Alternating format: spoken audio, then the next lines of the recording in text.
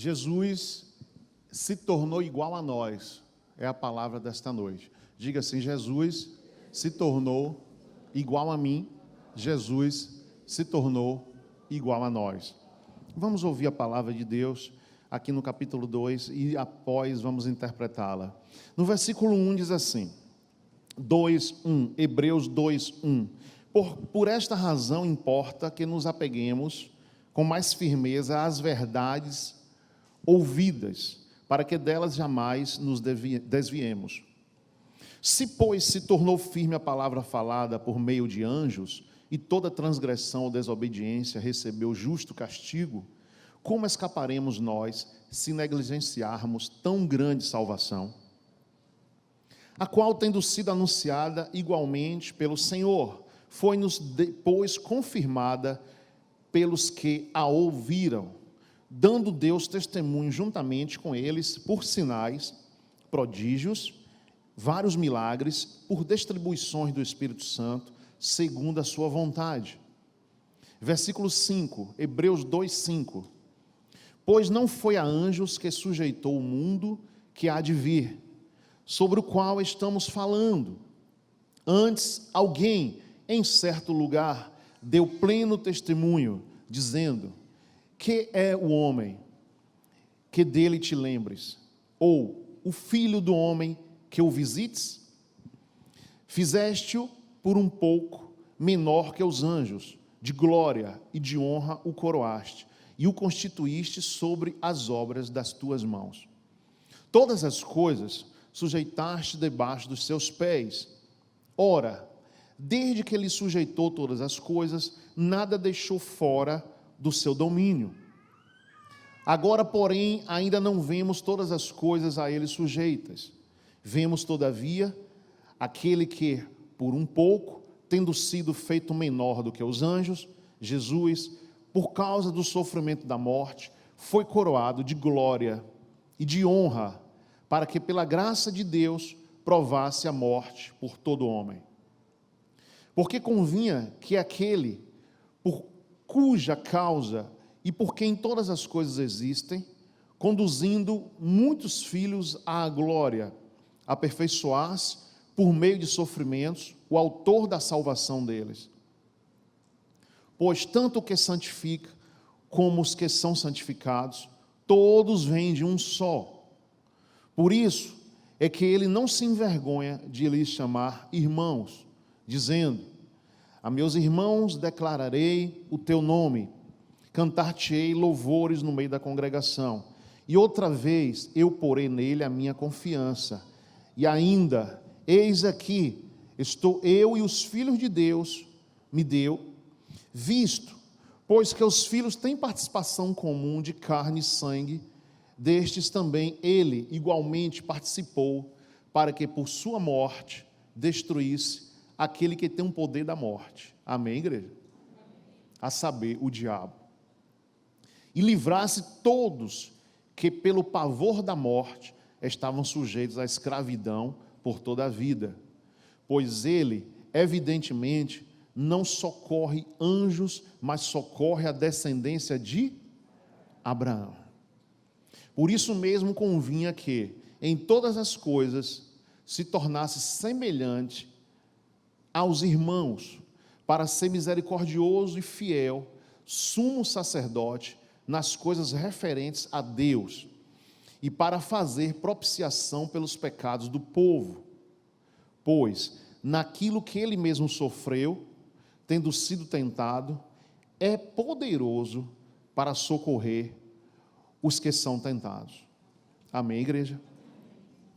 Jesus se tornou igual a nós, para que nós pudéssemos nos tornar iguais a ele. Fale para quem está ao seu lado: Jesus se tornou igual a mim, para que eu pudesse me tornar igual a ele.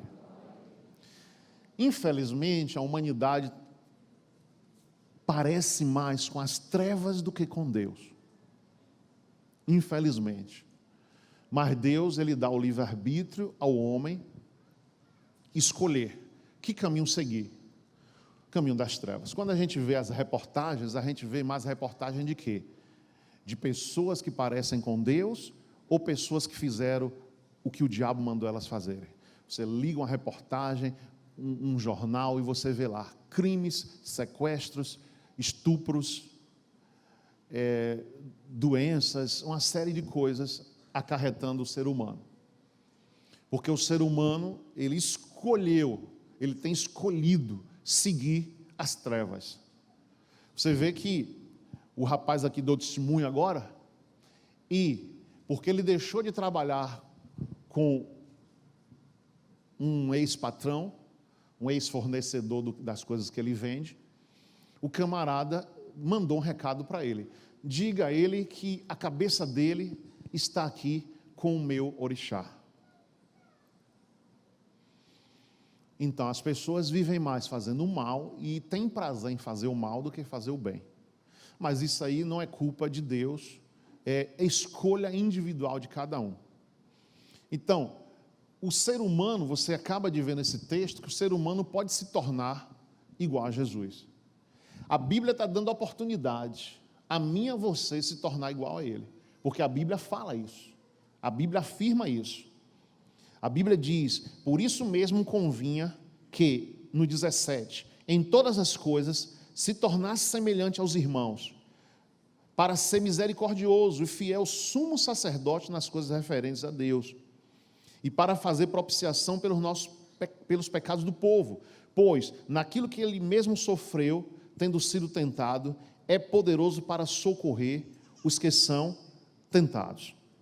Então Jesus se fez, olha o versículo 9, ele se fez menor do que os anjos, embora os anjos o servissem. Olha o versículo 9, vimos todavia aquele que por um pouco, tendo sido feito menor do que os anjos, Jesus, por causa do sofrimento da sua morte, foi coroado de glória e de honra, para que, pela graça de Deus, provasse a morte por todo homem. Então, ele se fez menor, embora os anjos o servissem. Ele passou pelo horror da morte em favor de todos, embora ele seja o Deus imortal. Mas ele passou pela morte para provar a morte que todo ser vivente vai passar. Seja por velhice, seja por um acidente, seja por uma doença, seja pelo que for. Todos vão passar.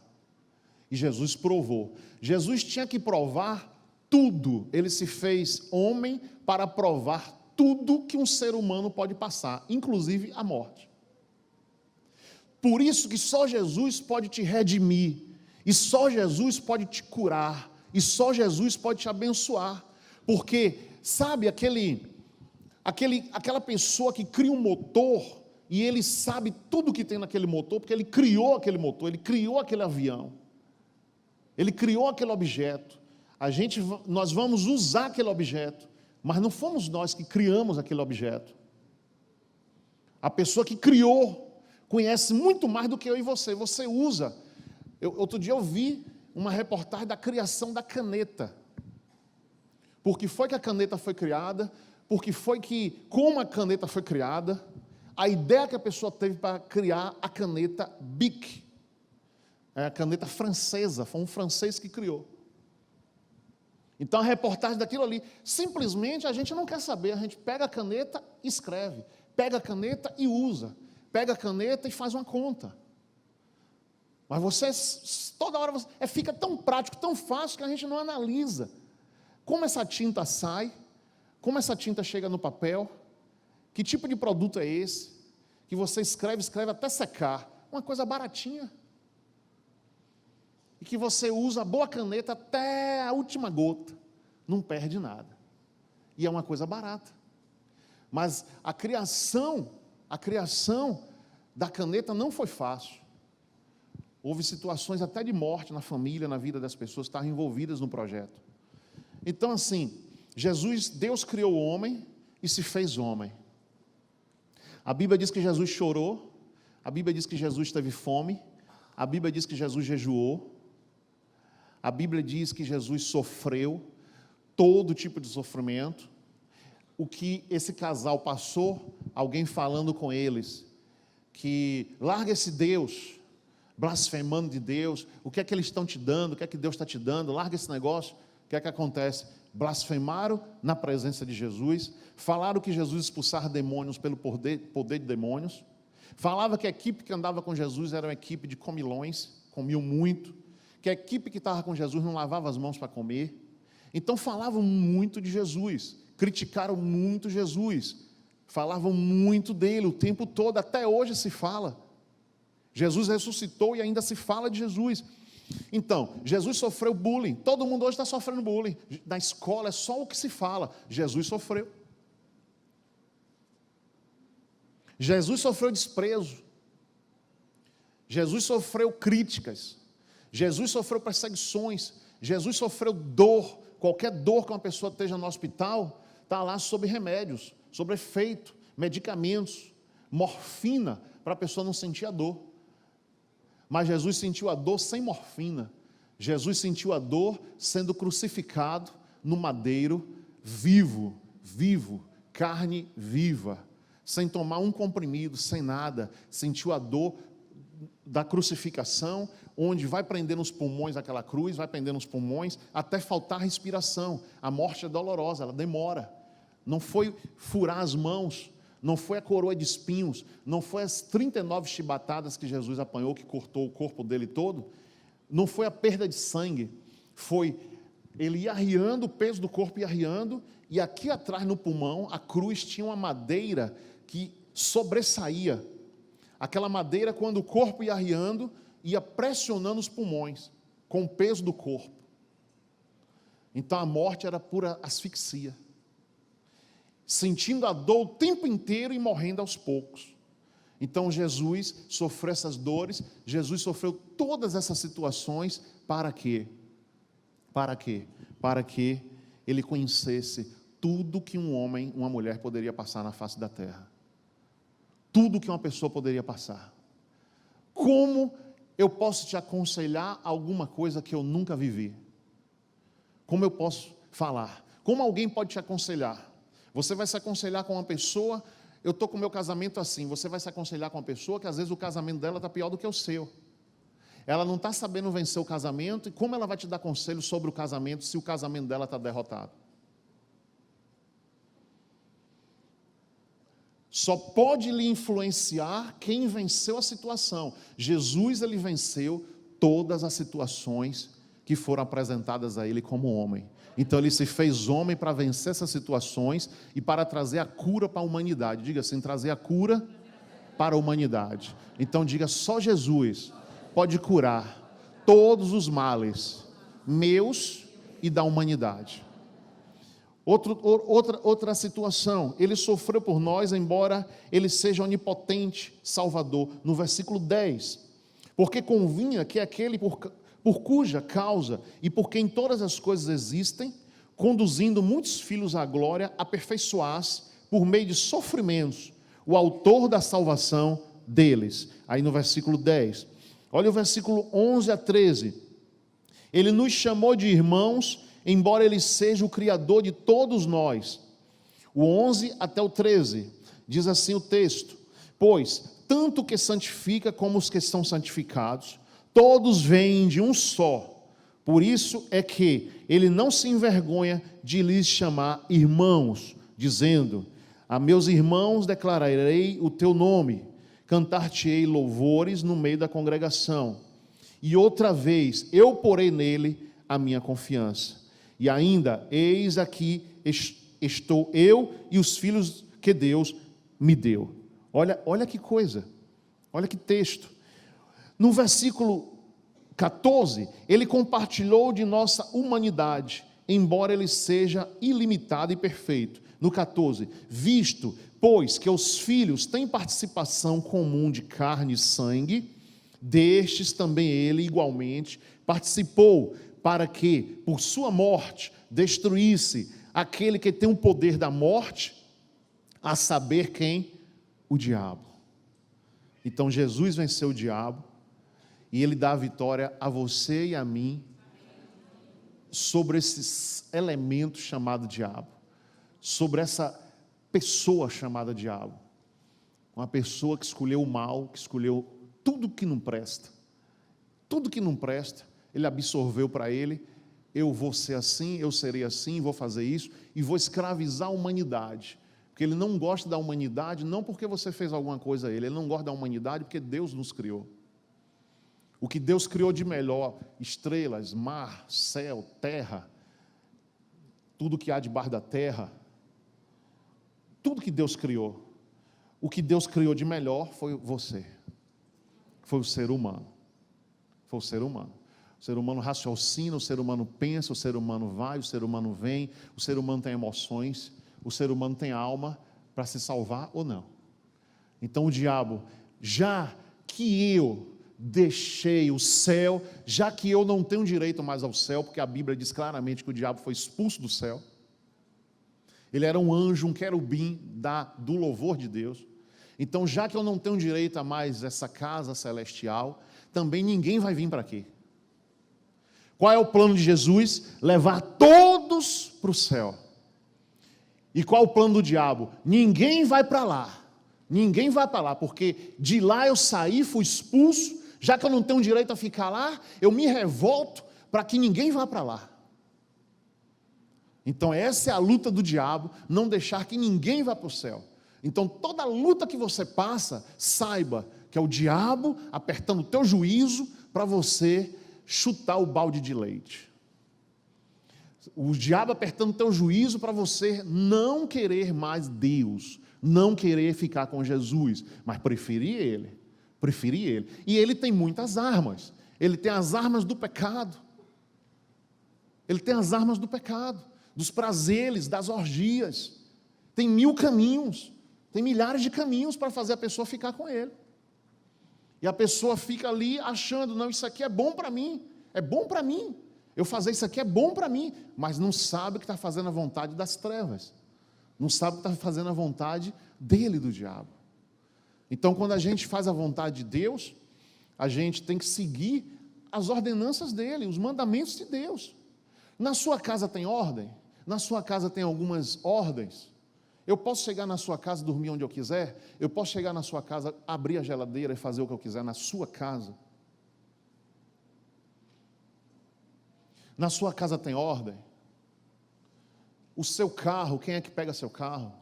Quem é que dirige seu carro? Quem é que pega sua chave? Quem é que pega seus pertences? Quem é que pode te tocar? O seu corpo tem alguém que te toca com sua permissão? Ou qualquer pessoa pode tocar em você e pode fazer o que quiser com você? Será que Deus que criou tudo, Ele não tem também as ordens dele? Você tem direito, esse cachorrinho é meu, essa bicicleta é minha, essa chave é minha, esse relógio é meu. Você tem direito, algumas coisas que você tem, a fazer o que você quiser com elas. Então será que Deus não tem? Deus vai ficar à nossa vontade? Deus vai fazer o que eu quero? Deus vai fazer a vontade de alguém? Não, Ele é o Criador, Ele é o dono de tudo, é o Todo-Poderoso. A vontade é dEle, a vontade dEle tem que prevalecer. Nós temos que ser inteligentes para obedecê-lo. Inteligentes para obedecer. Obedecer a Deus é uma inteligência máxima. Sabedoria é a inteligência de Cristo. Um homem sábio é um homem que tem a inteligência de Jesus, não é inteligência humana. Porque com a sabedoria você resolve qualquer questão. A inteligência humana precisa de dinheiro, a inteligência humana precisa de cultura, precisa saber, precisa isso, aquilo, aquilo outro. O que foi que Salomão pediu? Salomão pediu a Deus, em sonho, sabedoria. Me dá sabedoria para guiar o teu povo. Questões do teu povo. Todo dia era o rei, ele decidia questões difíceis em todo o povo de Israel. Aí ele pede sabedoria, aí Deus diz a ele, já que você me pediu sabedoria, não me pediu para acabar com teus inimigos, você não me pediu riquezas, eu vou te dar riquezas como nenhum outro homem já teve na face da terra. Salomão, todo Israel hoje não tem ouro, não produz ouro. Salomão, não tem aquela história, as minas do rei Salomão?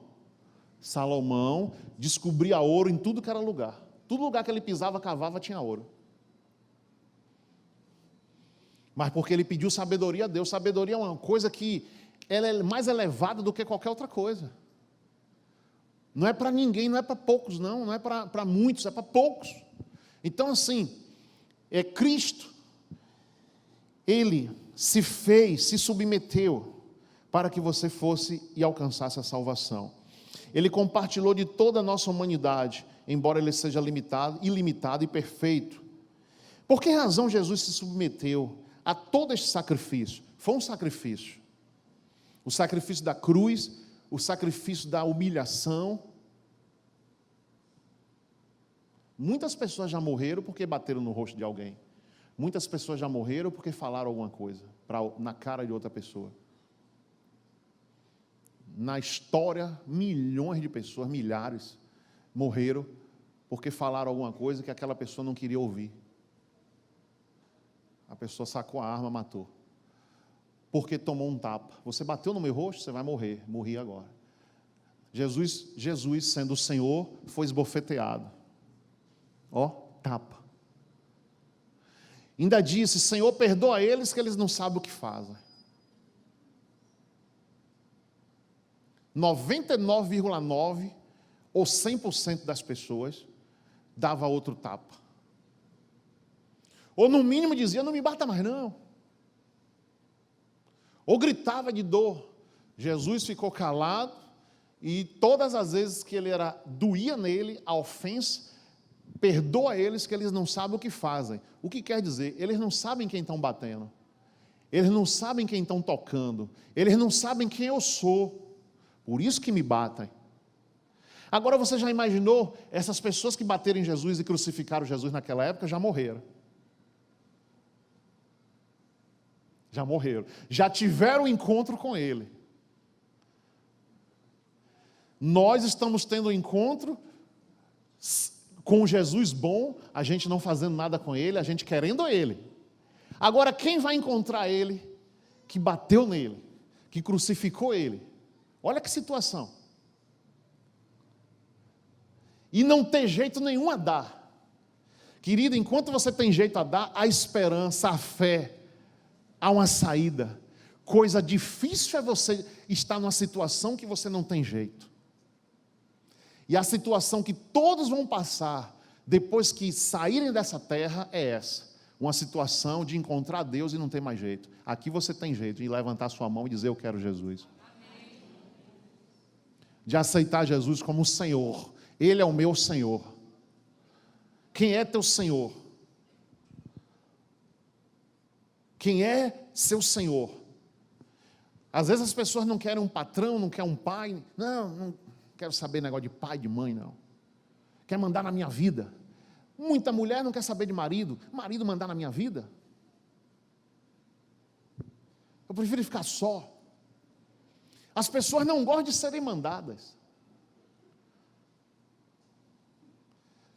Vou trabalhar para mim mesmo, não quero ninguém mandando em mim não, ainda que eu ganhe metade. Mas não quero o horário a cumprir. Aí, você vem e diz assim: Jesus Cristo é o meu Senhor.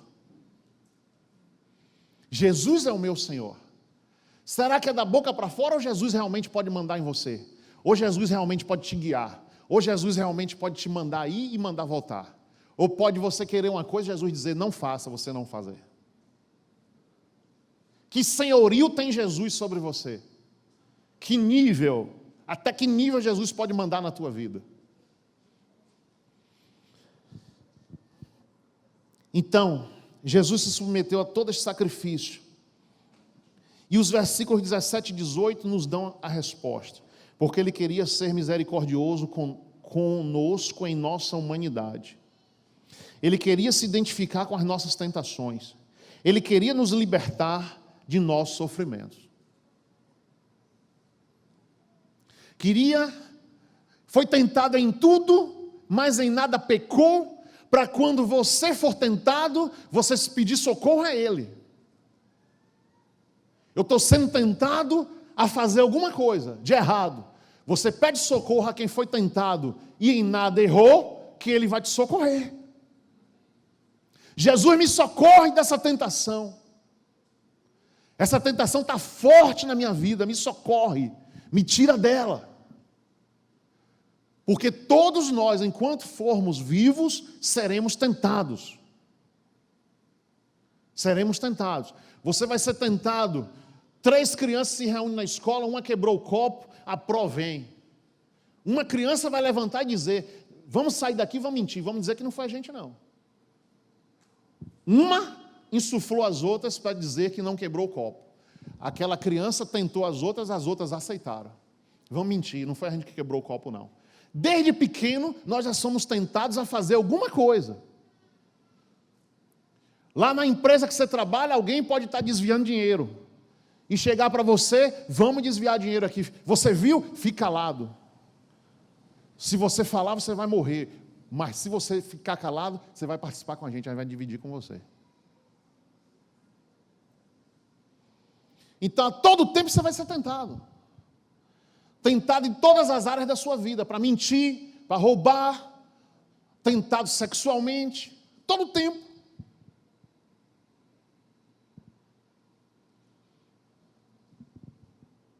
Então você tem que ter o preparo para saber, porque ele queria se identificar com as nossas tentações. Deus é tão perfeito que poderia criar o homem e deixa ele na terra lá, eu estou aqui no céu. Não. O meu filho vai lá ser carne e osso para saber o que nós criamos. Para ser justo. Para Deus ser justo, não ter desculpa. Mas Deus, o Senhor, me botar aqui no inferno, me botar num lugar desse. Tu lembra que meu filho foi lá e você não quis ele? Tu lembra que meu filho pisou lá na terra e você não quis ele? Tu lembra que meu filho passou tudo que você passou e libertou tantas pessoas e você não quis a libertação dele? O lago de fogo e enxofre não foi preparado para ninguém, não. Foi preparado para os demônios. Só que os demônios não querem ir sozinho. Vai comigo. Porque para o céu ninguém vai, porque eu saí de lá. Quem ficaria alegre em trocar a melhor casa de Feira de Santana por a ponte debaixo do viaduto Feira? Foi isso que foi feito com o diabo. O diabo saiu da melhor casa dessa cidade e foi morar debaixo da ponte. E quem está debaixo da ponte pode ir morar na melhor casa da cidade. Você está entendendo que a coisa é forte, não é pouca coisa, é muito forte. Ele saiu da morada celestial, onde Deus mora, saiu de lá. E você que está sentado aí, pode ir para lá.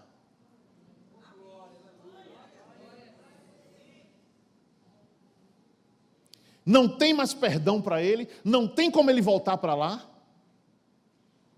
E ele olha no teu rostinho e diz, tu vai para lá? Não vai não, não vai não.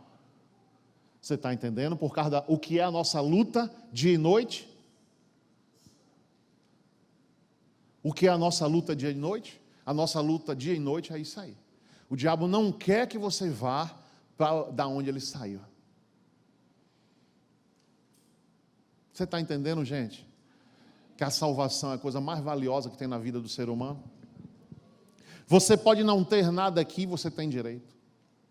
Você pode estar desempregado, você pode estar sem ninguém, você pode ter a pessoa pode estar doente no hospital, o que for. Conheceu Jesus, quer Jesus, a alma dela vai morar nesse lugar. Então nada pode ser mais forte e não há desculpa.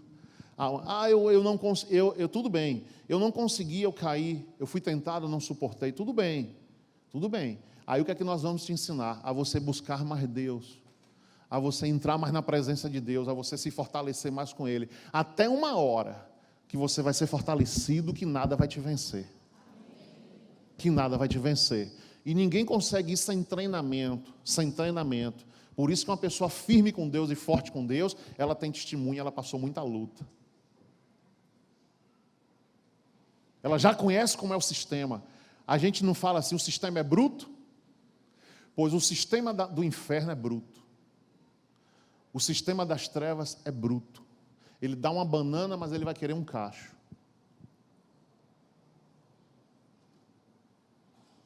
E a Bíblia é clara nisso. Você vai perder sua salvação por 1 minuto de prazer?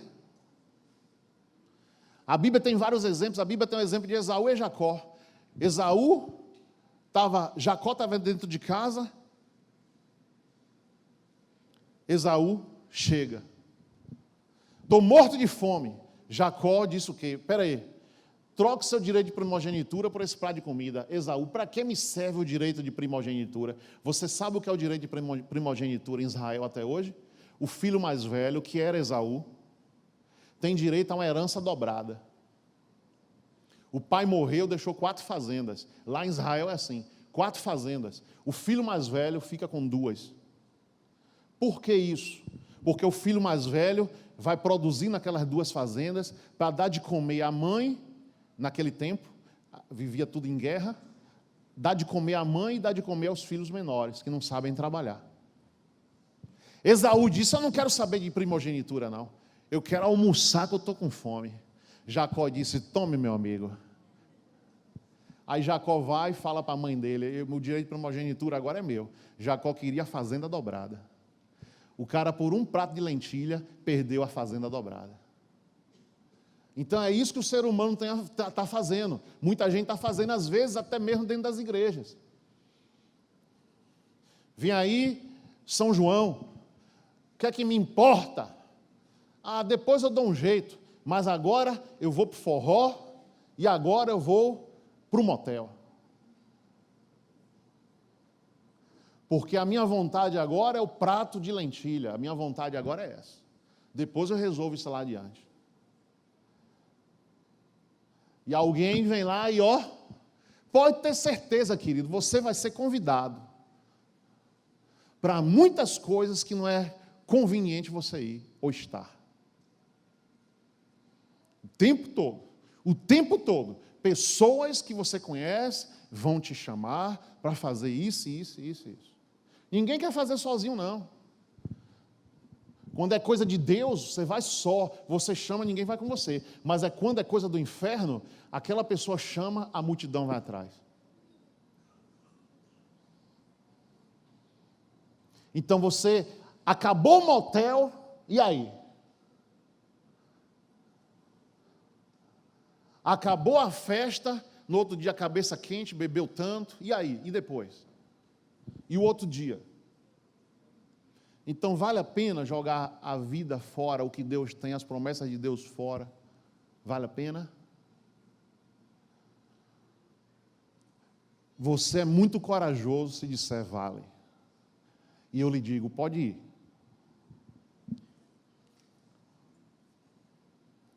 Não pense que eu vou segurar nem algemar você, não. Pode ir. Pode ir. Oro por você todos os dias. Mas tem que ter a posição que Deus tem. Qual é a posição de Deus? Deus está vendo agora o que? Crimes acontecendo na terra, estupros acontecendo na terra. Deus está lá no santo, no lugar dele, santo e poderoso. Deixei a palavra, deixei a multiplicação. A Bíblia agora está no celular de cada pessoa. Cada pessoa pode baixar a Bíblia no celular. Cada pessoa pode ler a Bíblia no celular. Mas, eu não creio, eu não acredito. Pronto. Então, em nome de Jesus, nós não temos que ter uma igreja de crianças, temos que ter uma igreja de adultos. Quer ir, vá.